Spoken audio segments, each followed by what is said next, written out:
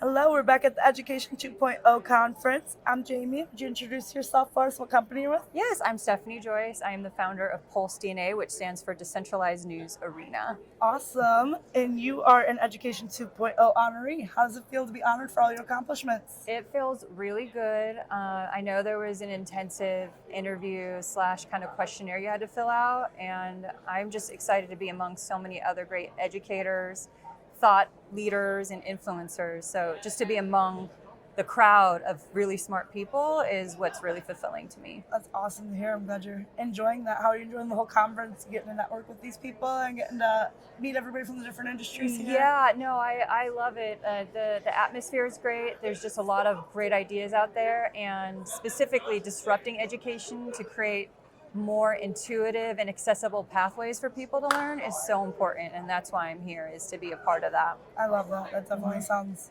like a good thing you're doing for everybody involved, obviously, who wants to get Trying educated. to. Yes. All you have to do is try. Of course.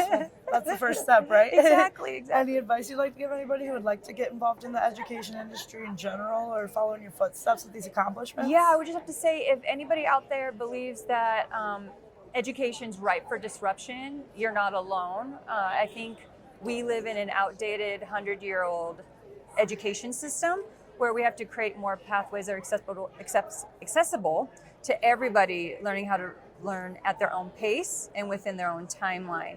And we're at the epoch of an era where we're closer to that dream more than ever with generative AI and all these technologies. And if it's put in the right hands and we're given the right processes for people to access education with this emerging tech, anyone can learn, and we can democratize education that much more, where you don't have to spend an arm and a leg on education. Because if you haven't noticed, higher ed is ran like an enterprise more than it is, a government-funded institution for kids to have access and learn to the best of their ability. So I'm excited to be here because we're merging both education and the disruption of education in this era of AI, machine learning, and ChatGPT. So it's just right in the wave. We're all here writing and also keeping the eyes on the horizon to see what the next wave of technology and ingenuity and innovation is coming. So that's awesome. It yeah. definitely sounds like you're very dedicated to it. I know you just shared a little bit about that, but how'd you come up with the idea for decentralized news, or why that in general? Great question. So the genesis of PulseDNA actually started as my story as a journalism student myself at U of A down in Tucson.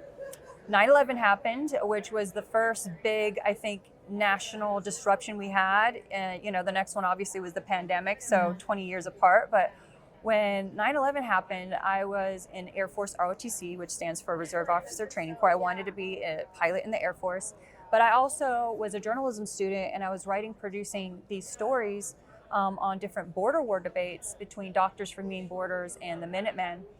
And of course, they had these polarizing viewpoints. One was for like, hey, let's help these immigrants coming over the border, where the other side was like, well, let's make sure they are being documented, because we have almost a saturation of people coming over the border. And then I asked the question, what's happening on Mexico's border? How are they treating the people? Let's think deeper about this.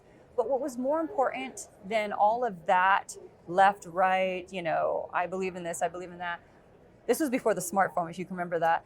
And this is what birthed my idea. It was constituents and concerned citizens calling in and giving unique third-party perspectives. And I was thinking, even back then, 20 years ago, how could we capture this data and make it relevant where, this is your people and this is what people are thinking in your community. So that was the birth of PulseDNA. I was like, okay, how can we make something that's accessible to everyone in the community, make news for the people, by the people, and give it some kind of social scoring ranking mechanism. So we created credibility scores. Have you heard of Rotten Tomatoes, where you score movies? So we're creating a credibility score. It's the critic score versus the audience score. But with PulseDNA, the critic score is our AI-generated news. We create a central independent news source of what's going out there. So it's not Fox CNN driven. We neutralize it.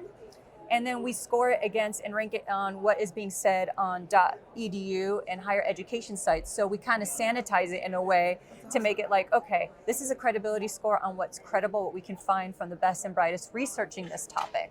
Whether it's the Ukraine war crisis, whether it's woman body issues, all of it. And then the audience score, kind of similar to Rotten Tomatoes, is at the end, at the bottom of each of our articles, you can actually take a 10-second survey, and you can see what people in your community, whether it's geographically or a different subset of Americans, psychographically, what people are thinking.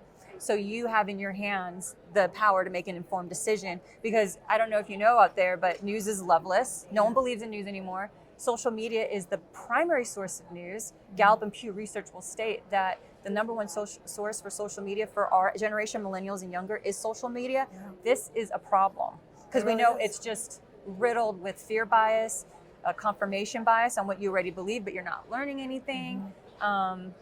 That's a problem, you know? And there's a saying in news, like I said, like if it bleeds, it leads, but also we're living in the era of misinformation. And you can Google and YouTube right now, there's 3 TED Talks on this, on how news is decisively created to be fear biased and not solution based.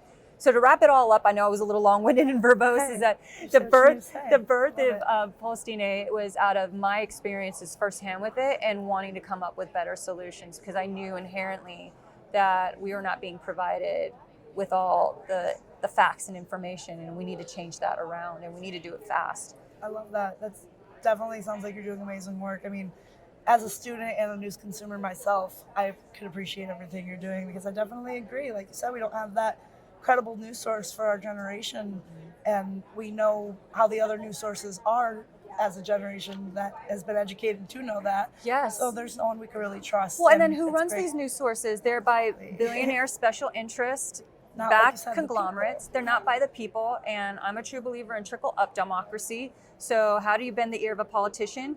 And I heard this from the chief of police in Seattle when we were debating, we need a stop sign because there's a lot of people getting potentially run over. And the chief of police is like, well, you're gonna have to wait for someone to die to get that stop sign. And I'm like, well, what else other than waiting for someone to die? If you band together and say, this is what we want, you bend the ear of a politician, they look at you as voters, and it's kind of like you scratch my back, I scratch yours. But what if we just create it anyways, bend the ear of the political people, because they already know, well, that's 1 million people. I'm going to latch onto what the people say, and then we're creating true servants of the people. Yeah. So we're creating true trickle-up democracy. I love that. By creating better news. That's so amazing. You know, I really do love that. So yeah, I'm excited. You know, we're at the verge of pre-seed into seed. We're looking for 1.5. I am a 5-time global startup director. That's my day job. So kind of like Richard Branson and Mark Cubans of the world, they cut their teeth selling, things, and then they got these ideas. So same thing here, and I have the programmers and the people to do it. It's just like everything, we need funding, and we have a prototype. So we're on our way to getting 50,000 pledged users that want to pay 2 or 3 cups of coffee. It's a subscribership, but the subscribership is not only getting you access to better information, you're actually paying people in higher education, students that should get paid in school because school is so expensive. It's ran like a corporation. So you're helping kids to get paid while they're in school, to basically have their 15 minutes, an hour of fame like we see on football game day in college campuses, but why not we give it to the geeks? They should get paid for their ideas too. So there's that whole higher education component where we'll take it to the students as well, and they'll get paid for their ideas. I love that so much. Definitely full circle there, and I love that it sounds like you're giving so much back, and there's so much more potential with this company. And it's not about me. It's like, I actually hope the way PulseDNA will be successful is that people don't think about Stephanie, they think about, oh my gosh, so-and-so in this university, and they own the hashtag of water sustainability because it's their life, it's their love, it's their passion, they're learning. 4 years in college, they'll probably go on and get a PhD. And we have people like Aaron Brockovich and people in news that already support PulseDNA, and they get to go toe-to-toe with these emerging influencers in water sustainability. Yeah. Just for example, we're creating a full circle community, and it should be in our universities first, because there's cancel culture happening in communities too, and in colleges where deans and professors of debate clubs and communication departments are getting fired just because students feel so attacked or afraid. Again, fear bias happens in universities too. So PulseDNA wants to serve as a third-party broker to let universities have their voice and create elevated discussions and lively debates that are just in the pursuit of knowledge, not trying to tear anyone down or communities down. We're trying to build communities back up. I love that so much. Like I said, I definitely can see how that's going to impact the community, and I'm sure it already has. I can't wait to see what you guys do more with that. Thank It definitely you. sounds great. congratulations again on being an honoree. Thank you so much. So amazing. Yeah. I'm glad to have you here. I'm glad you get to It's experience so the great to conference. meet Great to you. meet you too. I hope you have a great rest of your conference. I will. Here. So Thank great. you. Thank you.